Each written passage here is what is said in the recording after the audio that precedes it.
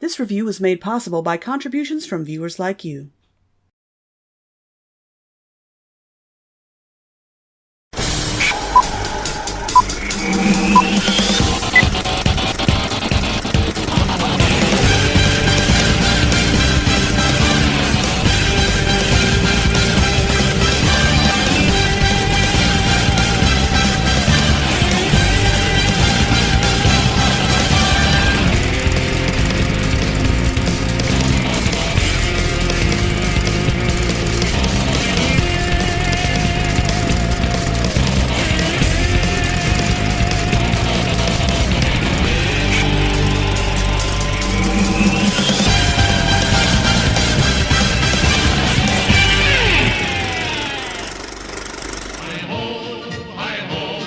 It's home from earth we go. Hi-ho, hi-ho, hi-ho, hi-ho. Hey guys, we've seen princesses wielding various degrees of power here and there, but today my executive producers at Patreon.com have decided that we should take a look at the most passive of princesses, Snow White. If there's one thing that Snow White proves, it's that you truly can catch more flies with honey than vinegar. Feel free to criticize Walt Disney's adaptation of the story of Snow White for not having the strongest of narratives, or the bulk of the cast not having any characterization that's deeper than their silly names, but man, they got Snow White herself down to a T. She spends the entire movie being as sweet and charming as possible, so much to the point that her apparent death made Grumpy cry. Damn. Today we're going to be looking at Snow White as depicted by Good Times Entertainment. You've already seen them handle Rudolph the Red-Nosed Reindeer and the Snowman, so you know we're in good hands. We begin with the familiar opening of the Good Times Children's Classics movies, which was also seen at the beginning of The Magical Gift of the Snowman, but I didn't show it off because I didn't know it was a thing. Looks ugly. I hate it already. After the opening credits, which makes this look like it's going to be a ripoff of Bambi, we then meet the evil queen, who is insanely jealous of the beauty that her stepdaughter Snow White has grown into. She orders her faithful huntsman to take her out into the woods and kill her. If for some reason you should fail, then tonight I shall be dining upon head of huntsman. Wow, that'll be awkward. Pardon me, ma'am, but are you done with your dinner yet? This tray upon my head is awfully heavy. He proceeds to take her out into the forest, where she stumbles across some demon bunnies, and he can't bring himself to kill her. The Queen! She is jealous of your beauty! She has ordered me to slay you! Slay me? Your stepmother will do anything to see you dead! She wishes me dead? Yes, aren't you listening? Aren't I listening? Oh, come on, that one doesn't even work. That one doesn't even work? Okay, killing you is suddenly becoming easier now. Killing me is suddenly becoming easier now? You must go and never return!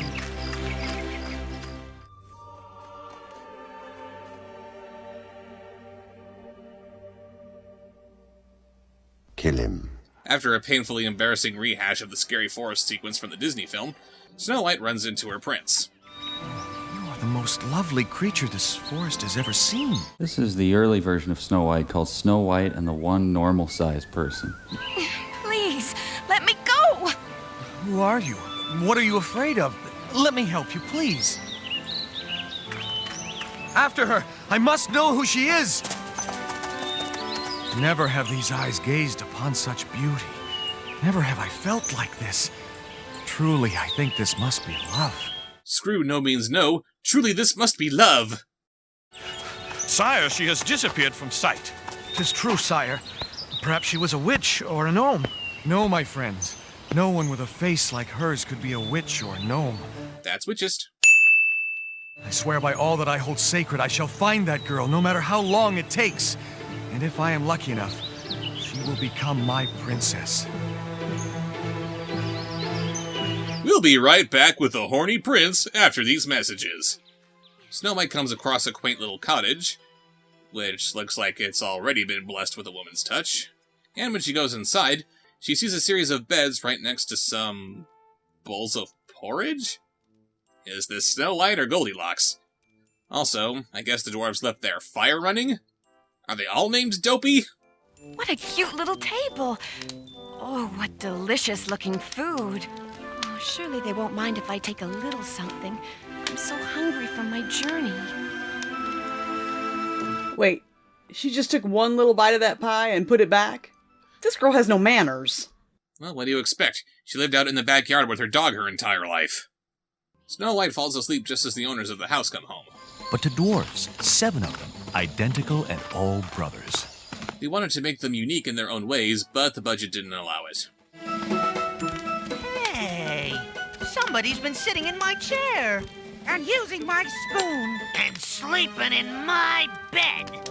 Who is she? And why didn't we see her first? It's just a girl. Shh, you wake her. But she's sleeping in my bed. I call dibs. Didn't anyone tell you that it's rude to wake someone up by yelling? Didn't anyone tell you it's rude to break into people's houses and eat their food? I'm Snow White. I'm Sunbeam. Toadstool here. Fawn is my name. You can call me Hedgehog. Robin. Cricket. My name is Tadpole, and you are still sitting on my bed. Okay, what is the point in giving these dwarves such unique names while doing absolutely nothing with their character design? Go ahead and mock the Disney version for having one-note names like Happy, Grumpy, Sneezy, etc., but at least you could tell who was who. These guys? You might as well just name them Dwarves 1 through 7. I am pleased to meet all of you. Well, little Miss Rainy Day, have you ever heard of a thing called trespassing? It's Snow White. Bitch. Seriously, this Snow White is acting very entitled. You are aware that you broke into their house, right? They're allowed to be a little bit miffed by this. I had to get as far away from the Queen and... There, don't cry. Here! Oh my god, why are they handing her used condoms? Is this Snow White and the Jared Letos? Are they used condoms? Maybe they're nose warmers.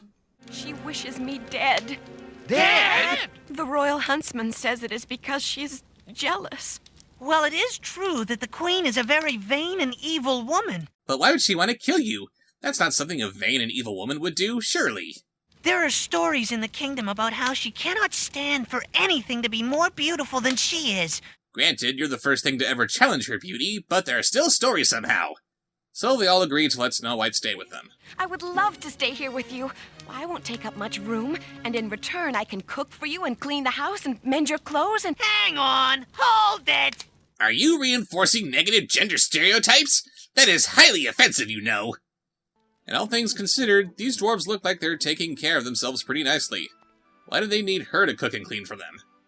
The next day comes, and she's prepared a bunch of bagged lunches for her new friends. There you are, Sunbeam. I'm Fawn. Oh, sorry. And here's your lunch, Cricket. Hedgehog! Hedgehog, right. Robin? Nice try, but I'm Cricket. Oh, rats. Don't worry, I'll get it. Oh, what a strong and powerful bond she's forming with these dwarves. So, the pretty little girl still lives. Curse that miserable huntsman! Very well. I'll simply have to take care of this little matter myself. And once I have disposed of her, no one in the entire kingdom will be more beautiful than I. No one!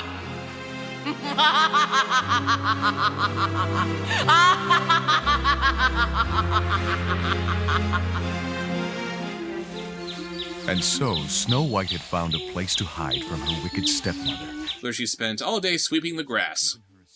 Also, you can't really say that Snow White found a place to hide from her stepmother when the very last scene showed her stepmother discovering where she is. As such, she shows up disguised as an old lady selling laces and ribbons mere minutes after the dwarves leave Snow White alone. Yeah, great hiding place.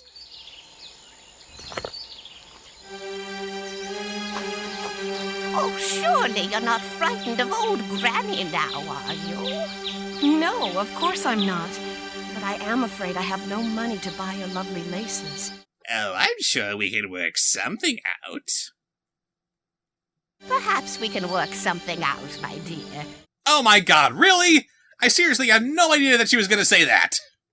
She ties a ribbon around Snow White's neck so tight that it strangles her, and then she poofs away.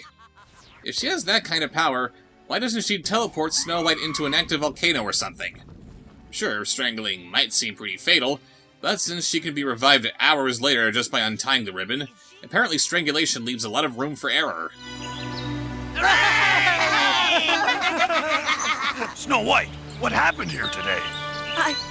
I'm not certain. Did you see anyone today? Only an old woman selling her wares. The Queen! Of course! Oh, but she was just a sweet, harmless old woman. Harmless? Do you call this harmless? No, I call that, how did you know that would happen? Better question, were those ribbons always a couple of snakes? If they were, why didn't the Queen use them as they were to kill Snow White? Only someone with mighty and terrible powers like the Queen could manage something like this. I'm so ashamed that I fell for her nasty trick. You should be. How is it that these dwarves who live on the fringes of society know more about your stepmother than you do? The next day, the dwarves are back to work, singing gaily. Hip, hip, hooray, another working day. It's not hi-ho. Please don't sue us, Disney. I'm telling you, Tadpole, one of us should have stayed at home to protect her. Her? Who her? Oh, her? You know. Me no? No. Not you, her. Who her? Snow White, that's who, her. Well, why didn't you say so? Because they were trying to get in a Who's on First routine? What if the Queen returns? The Queen will most likely not return. Remember, she believes that Snow White is dead. But the Queen has ways of knowing things. How do you know so much about her? I don't know, maybe she spends all day tweeting everything that she does? Snow White had learned her lesson. Although she was a trusting soul, she promised herself she would not be fooled again. It was a promise she should have kept. But she's dumb as a box of rocks, so she's done in by the Queen again, this time looking like Ernest Borgnine. Are you all right, sir? Please, miss, could an old man trouble you for a drink of water? This wretched old throat gets so parched on the long journey I must make from the village. Let me demonstrate by grabbing your chest. I'm sorry, narrator, but you can't say that Snow White learned her lesson when she falls for the same trick twice in so many hours. First a little old lady, then this guy the very next day? How much foot traffic can an isolated patch of forest like this possibly get? So yeah, the Queen kills Snow White again, this time with a poisoned comb. Why doesn't she just bludgeon her with her walking stick now that she's unconscious? She said she was going to eat the huntsman's head before, so why doesn't she eat her head now? Ugh, she poofs back to her castle, where Prince Charming has come to see her. It is so seldom that I have visitors from other kingdoms, much less royal visitors. I am honored. Your Highness. Your Highness? He says that he's looking for his one true love and thinks that she might be the Queen's daughter, but the Queen says that her significantly less attractive stepdaughter was lost in the woods. My heart aches for your loss, but I fear I cannot stay. Either I shall find my love, or I shall die trying. Dude, is she really that worth it? Okay, she's kind of pretty, but what else do you know about her? What else is there? The dwarves come home from work again, and are once again able to bring Snow White back from the dead just by pulling the comb out of her hair. I want to give this movie some points for being more accurate to the original story, whereas the Disney movie only had the Queen kill Snow White once. But again, Snow White falling for the same trick repeatedly in such a short amount of time only makes her look like an idiot, and death doesn't look like that big of a deal if it could just be undone as easily as this. Snow White promises, again, not to let anyone near her while the dwarves are away at work. Why doesn't she just go with the dwarves so they can keep an eye on her? Of course, the Queen finds out again that she's failed to kill Snow White, and the next day she shows up at the cottage disguised as a little girl. Care to buy some apples, miss? You shan't fool me again! Stranger danger! Stranger danger! This time, she offers Snow White one of her nice, tasty apples. Look how ripe and juicy they are. You mean the poisoned one? Yes, the Wait, what?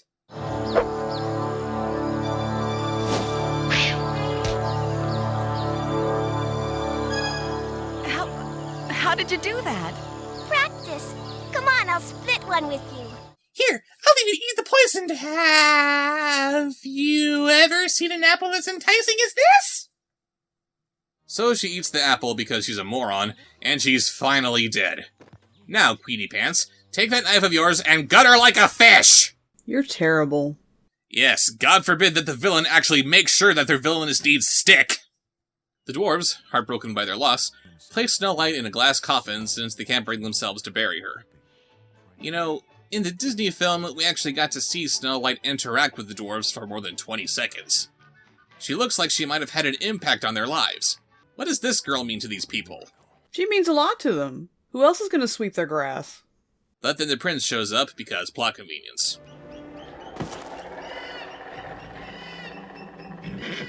Snow White, at last I know your name, and it is too late! Too late! May I take her with me? Sure, don't bid her one final farewell or anything. Just take her corpse. That's fine. How necromantic. What? No, never! Please, I beg of you. I will take her back to my palace and pay any price to the one who can revive her. Revive her?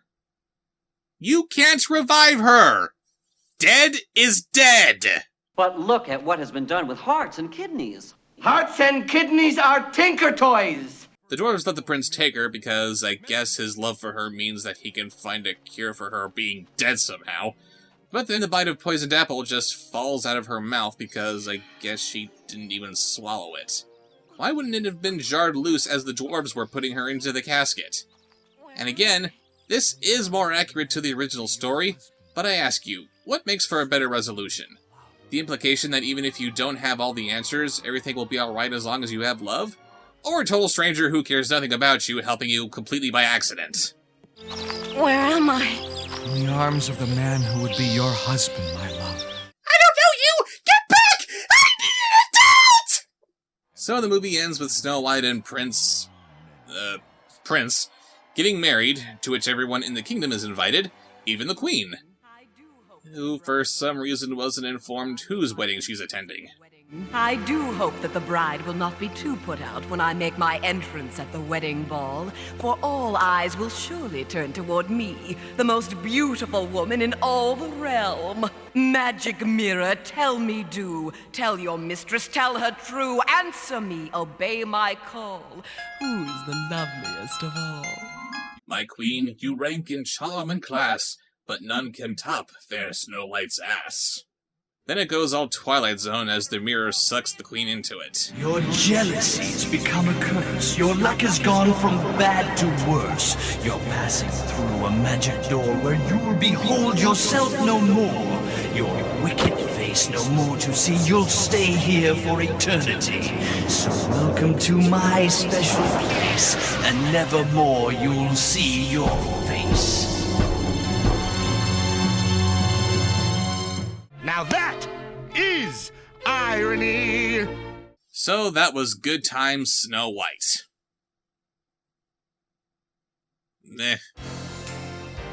The animation is bland, the voice acting is bland, the character designs are bland. This movie is the epitome of playing it safe. And despite it being bland and by the numbers, it somehow manages to miss the point of Snow White's character. She's supposed to be so sweet and charming that she turns any stranger into a loyal friend and ally, and they pay some lip service to that, but this is another instance where they'd rather tell us what's so special about a character instead of showing us. How are the lives of these dwarves enriched by Snow White suddenly coming into them? I have no idea, but man, did that really happen! If you want to watch Snow White, take my advice and just stick to the Disney version. See you later.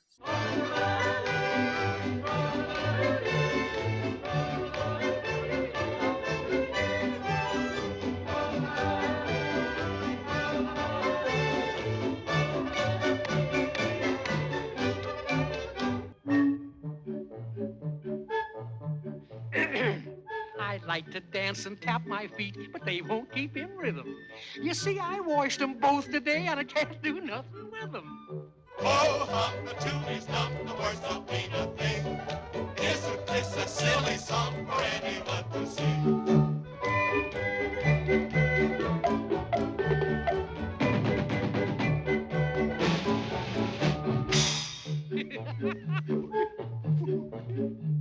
I chased a polecat up a tree, way out upon a limb. And when he got the best of me, I got the worst of him. Oh, hum, the tune's not the worst of being a thing. Isn't this a silly song for anyone to sing? Oh,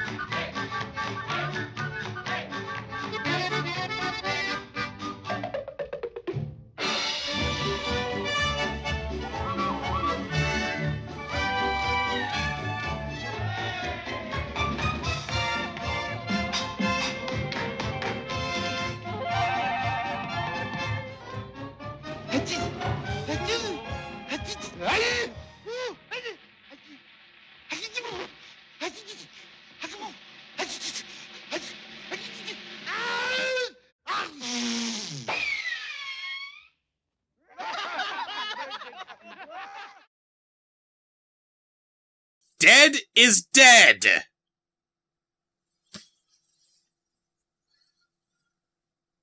Unless you're Maleficent. You.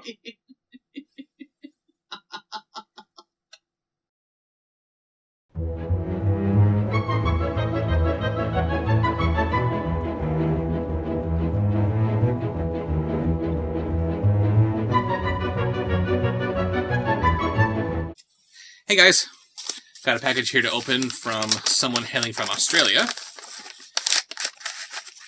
There's no name on this. Is there a name on the inside? Oh, there is a card included, along with something called Kyoshin Tekina Studios Library 2017. We make films from the heart for the heart. Oh yes. So much love put into that DVD cover. I think that is going to be something akin to an anime. Oh, well, it's just too bad that I don't do anime then, is it? Well, I think that's a very timely donation.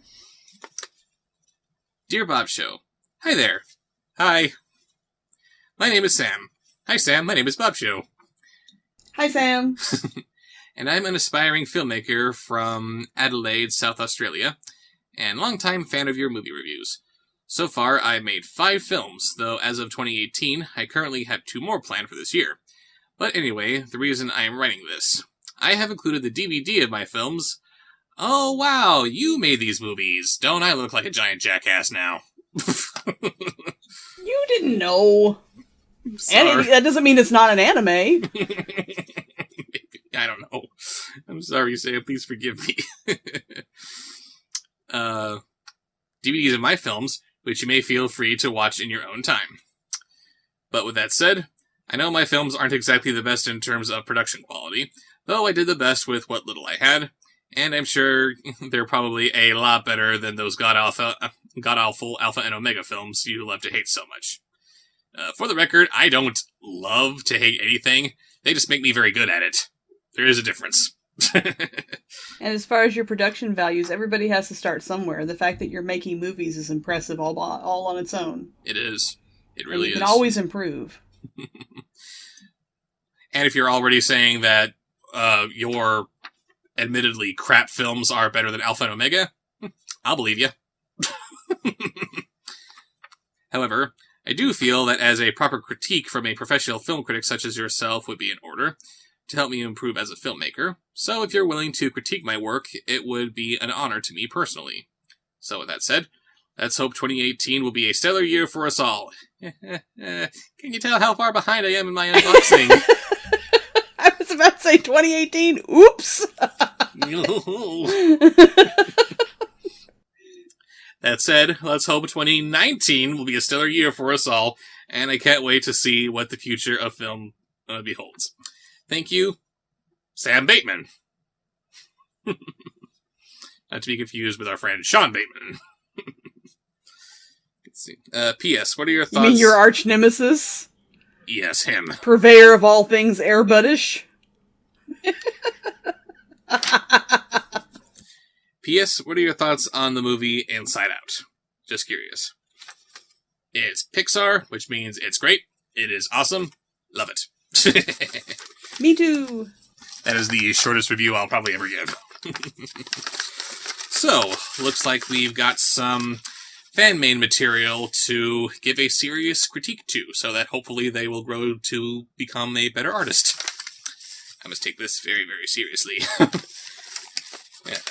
Again, sorry Sam for just assuming the worst here, but this is actually the first time someone has sent me a movie that they made for the sake of me reviewing. So, wow. And you've already messed it up. Well, as you keep on pointing out, I gotta have an open mind. That's right. I hope it's anime. I hope it's anime. I hope it's anime. I can't watch this. What am I looking at? Well, thank you very much for that. And again, if anyone has any movies, fan mail, whatever they want to send me, go ahead and send it to the P.O. Box in the corner, and I'll see you later.